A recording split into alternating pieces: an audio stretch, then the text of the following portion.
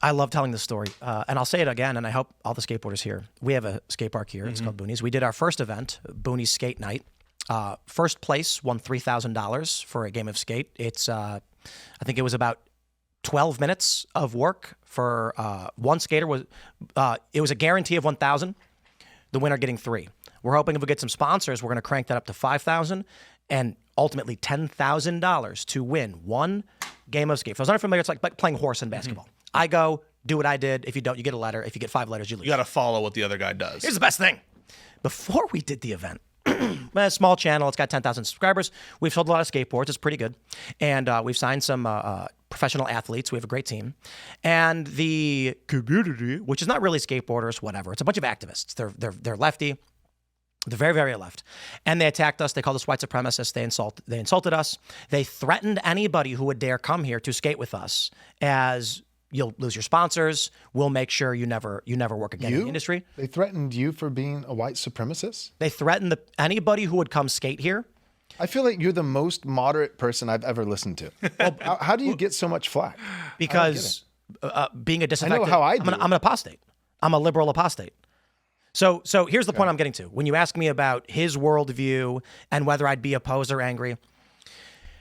So we do the event, and they start attacking the people who have attended. But before we do the event, they're attacking the people who want to come.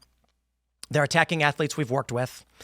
I've gotten messages from professional athletes saying things like, I wish I could come out there, but I would lose my job. My sponsors will kick me off. I can't do it. That's crazy. Then we offered $3,000 for one day for just a few minutes of work. Plus, we did something called tips for tricks, where if you landed tricks, we call it, we gave you $100 bills. Guess what they're all saying now? Can I please come? Because the only thing that actually mattered was the fear of force. And so I am not a child. Michael Malice is a much more learned man on this, but I agree with him.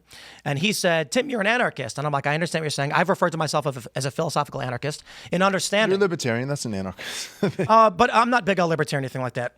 and I don't think it's, I would argue that I'm a philosophical anarchist who likes the American classical to traditional. What the fuck does your skate park have to do with anything? I'm asking, like, why can't you just condemn his worldview there? I mean, the society he wants to create. The point I'm making is a theocratic one. When they threaten the livelihoods of people, they bend the knee. When I countered and said, I will give you more money than they're offering you, their opinions changed. Yes. So when you say his worldview is bad, I say your worldview is bad too. And the only thing that dictates whether or not my rights will be infringed is who's pointing the gun at me. You just said your worldview is bad too, so you disagree with his theocratic aspirations. I disagree with both of you. But why can't you just say, yeah, I disagree? I think that's stupid. He mainly because I'm not disagrees concerned with you, though. No, I'm just kidding. He doesn't have a gun pointed at me. And the moment when he and all of his people point a gun at me and say, proclaim Jesus Lord, then I'm going to say... Just for the record, that's never been a thing. Right, but I'm not trying to accuse you of actually doing that. I'm saying if, you know, I made a comment to Adam Conover about how he would never mock Muhammad in the UK. And we actually got some Islamic protesters at like one of our events. I guess they were mad because I had said that. I'm going to tell them they're wrong and I can say whatever I want. Don't play, right? But there's a reality. As you already pointed out, there are things you can say that you believe that will destroy your life. Absolutely. Because there is a threat of force against you to destroy your access to resources. So when you're like, his worldview is bad, I'm like, Barack Obama's worldview is bad. He blew up fucking kids, okay? We will call out the bad things when we don't agree with them, but there's a reality to the functions of politics in this country. The Second Amendment never applied until 2010. And so all the gun rights advocates who are like, I have a right to do this, you didn't. Heller, it was DC versus Heller that finally determined an individual right to keep bear arms. And it wasn't until McDonald v. Chicago where it actually applied to the whole country. Right. So the argument that we in this country since 1789 had a right to keep and bear arms, not correct. Blasphemy laws existed. Yeah. You were illegally searched and seized all the time. We have these amendments, but we're looking for the more perfect union. Yeah, there are times in our history where we have not been true to our to have the more perfect union. We need the more perfect the 9th and 10th we don't have the people right The 9th and 10th Amendment may not have, don't even need to exist. All I'm trying to say is just because there have been times, and I agree with you, especially on the First Amendment stuff, where we have not lived up to our constitutional ideals. We never have. We've never perfectly done so. You're correct. We currently have laws on the books that Congress has made respecting establishments of speech and religion. I think that that's arguable. Yeah, I think that some of them. Yeah, I think that we probably disagree on some of that. If we're going to read the letter of the law pertaining to free speech, The idea that the government can make it illegal to incite violates the First Amendment. No, because when they were doing when the freedom of speech as understood by the framers didn't include defamation. You're making an opinion argument. Do you think that the First Amendment includes child pornography? Of course not. The point is, if we read it to the letter of law, the idea that you can say anything. But that's not what the First Amendment ever understood. Like the Constitution is never. When the founding fathers said First Amendment, you'd walk outside and blaspheme. They'd arrest you. They didn't believe in your right to express your opinions. That's right. So one of the first things that the Adams administration did, or I don't know if the first thing, but one of the things that it did was pass the sedition laws, which basically made it a crime to insult the president or criticize the president. So it's crazy. So we agree. I'm not saying they never believed that. But that value, that doesn't mean that we should abandon the value. That doesn't mean that we should not try to be perfect. The point is, when you're arguing more perfect, you're saying where I feel we should go morally. No. Where I think that we should more approximate that ideal. Can I ask you real quick about federalizing the National Guard? Yep. So I thought about this on the way over here. I think it was 1957, and I believe it was Eisenhower, that he actually federalized the National Guard and sent them into Little Rock, Arkansas during desegregation. And so there was an all-white school there, and the governor of Arkansas, this is a classic Arkansas move right here, but was saying, no, we're not going to desegregate. We're going to keep our all-white school. And the National Guard was federalized by Eisenhower to bring in and help march in with guns and all those things, the black students into the school to segregate that school.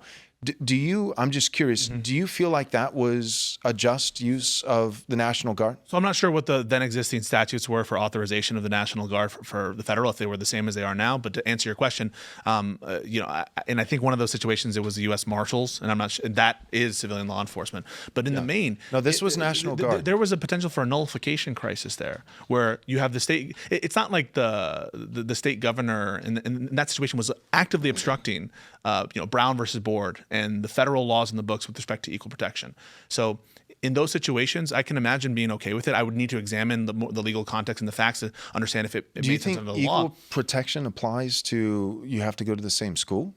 I don't know that was so. It means you can't racially discriminate on the basis of it was a court ruling, Supreme Court ruling, and because of that, now they're saying, well, we have a different set of rules. And, when the governor and local authorities did not adhere to that, then you had the National Guard coming in and enforcing it. Do you think, here's my question, take the legality out of it, and I know you don't like that, you've been pretty clear about, but do you think that was good? Do you think it was morally good? Good to integrate schools? No, Yes. being more particular. Okay. Do you think it was morally good to go against the local governing authorities to force the integration of schools? I do. Okay, but why not? So if you're saying it's a moral, universal good, I didn't say I don't know what you mean by universal good. Okay, it was a moral good at the time to make sure that different races of students are in the same school together. How come you don't want to save black people's lives? Yes. How come that's not a moral good? Again, you're not going to like this, but when I say something is good, right? I don't know if you're grounding it out in some kind of view on objective morality. Yes, of course. Views on God, yeah. And I don't know if you're like a presuppositionalist or one of these type of people who say logic doesn't make sense if there's no God or some shit like that. I really don't want to. I mean, we can if you want to get into the presupposition. No, we don't have to get into it. In general, real quick, my intuition logic doesn't make sense if there is no God. So I will say that, but we don't have to get into it. Okay, I don't even know what that statement means, to be honest with you. My intuition about whether something is good or not depends on the facts, right? And so if we are living in a society in which I say, in general, I think it's good to not break the law and to follow the law and make sure the law is enforced, because in general, I think overall this constitutional system and our historical tradition brings about good outcomes. I think that you can't be divorced from that context and say, in isolation, what brings the integration good. In this example, what's bringing about good outcomes? So following the Equal Protection Clause, which was passed specifically to prevent individuals from being subordinated, including from private discrimination, but especially from public discrimination, that in that context, following that law that was enacted by the people, ratified by the people, that is good.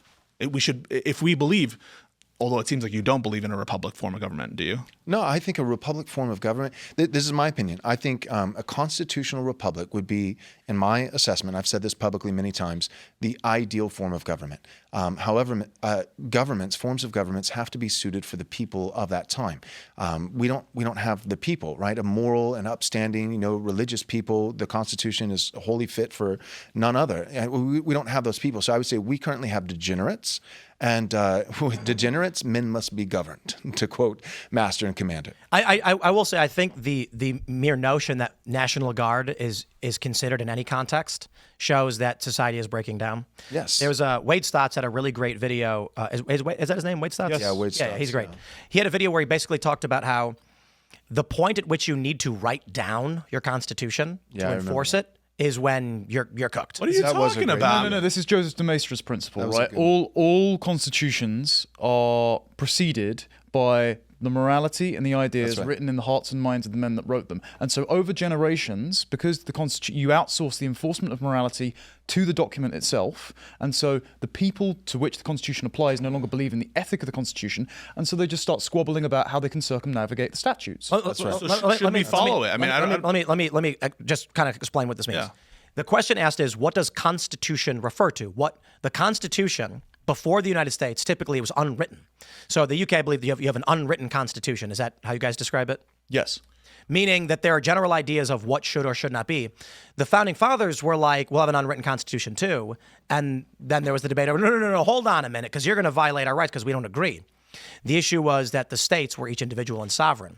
So I never want to hear about here's Russia the point. Gate. I never want to hear about search warrants I and can shit finish. like that from you guys. The point is, philosophically, the argument is, when you get to a point where you need to deploy a federalized police force because the views of how the country is supposed to be running is different, i.e., Donald Trump says no illegal immigration. Democrats say yes, illegal immigration. Right. Democrats say you can't enforce this law in our state. We'll object it. And Donald Trump says I can. And then the interpretation of the Constitution as written is completely different among these two groups. So what would it take for you of Joe Biden removing the razor wire, against Abbott or things like that? Like it's just the opposite. Let's not get into that. There are reasons for that as well, and it has to do with the fact that you have to follow the law in terms of the Immigration Nationality Act. You have to process these people. You have to apprehend them, and you have to put them through immigration. But the point move past that and just right. So let me make this point. What would it take for you to say to Trump, this is bad, that your deployment in Chicago is bad? What would it take? What kind of thing would he have to do with the National Guard in Chicago for you to... That's an open-ended question with a million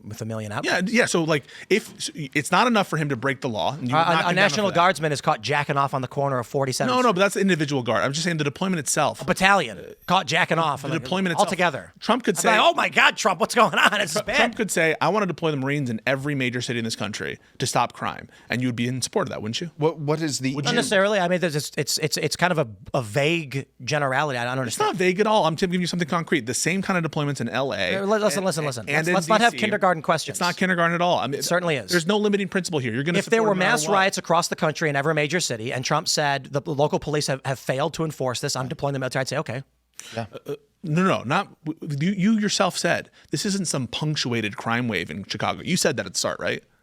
What? I didn't say punctuated. No. What I mean to say, you said we're not seeing some massive crime wave in Chicago that we've never seen before. You said that, right?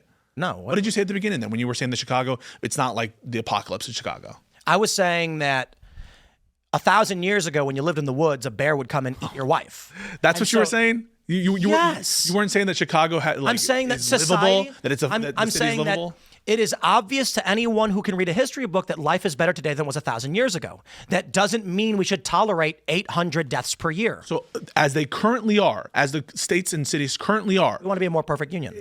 as they currently are, you would not have a problem with Trump deploying the Marines, the military, the National Guard, all over for the purpose of lowering the crime rate. In what circumstance? All across the country, right? In what circumstance? Where? So For the I just purpose told of you. lowering crime? Didn't I just tell you? All over the country for the purpose of lowering crime. You're asking me. Deploying the military. You're asking me if I would be okay with total federalization of law enforcement across the country. And putting the military, Marines. The answer is no. I'm not okay with that. Why not? I've literally argued against not? the federalization of police forces. Why not? Why would you be against that? Federalization. So we have sovereign jurisdictions. The purpose of a republic is that where you grew up in rural Utah, you have different circumstances than someone who lives in D.C. The problem is Democrats tend to operate in the inverse, such as West Virginia, in the rural parts of West Virginia. The Democrats are trying to ban federally the right to transfer firearms for private sales. Can you stick to the issue? Why would you yes. be against it? Yeah, So, different states have different I love how circumstances. when I'm answering your question, you don't like the No, but answer. you're like so you change the subject. You're monologuing about yes, there are differences between states and sovereign jurisdictions. So I said I would not be okay with the total federalization of policing. You then asked me why, and I said, and let me finish now, because Jim Bob and Ricky Joe, who live 2 hours from each other in the mountains of West Virginia, are living in completely different circumstances to Washington, D.C. So the federalization of police force under the Democrat laws of gun control infringes upon the rights of two guys who live in the boonies who have in to the sovereign interest of West bears. Virginia, doesn't it? In the sovereign interest of these states. These states are separate sovereigns. And you're saying Quite that you literally the respect point. Yeah, you respect the sovereignty there. Why isn't So the that total federalization of policing is bad. Yes, agreed. But so would be not just federalization of their police force, but deploying the Marines and the Army on the streets of every single state. You would be against that too. The that would universal mass federalization of law enforcement in this country is a bad thing when done without any justifiable reason. Agreed. Okay. What's your point? Okay, but then the current rationale. You're saying sending 80 National Guard into Chicago, just Chicago, because of the high rate of death is very different from the total federalization of all law enforcement. But what I'm saying here is Trump has the legal authority to do it, and that we have the Insurrection Act of 1807 and 1870. Why does it matter that he has? I'm sorry. Why does it matter that he has legal authority to do it? I don't think he does. You made that point, and I'm agreeing with you. That he doesn't. No. That there are legal authorities by which Trump can do this, and even in that circumstance, I don't think it's universally good. Oh, just because I say that there's You're like, some circumstances in which it would be okay to federalize National Guard doesn't mean that I said that it was legal in this context. Why are you like? Let me ask you a question about your Christian nationalism. Yeah. So, if like a group of priests went around with machetes mercilessly murdering people all across the country all the time, you'd be in favor of that? Dude. No. Like, well, of course not. No. No one argued in favor of what you're asking. So Thanks for watching this clip from the Culture War podcast. We're live every Friday, 10 a.m. to noon, so subscribe and come hang out.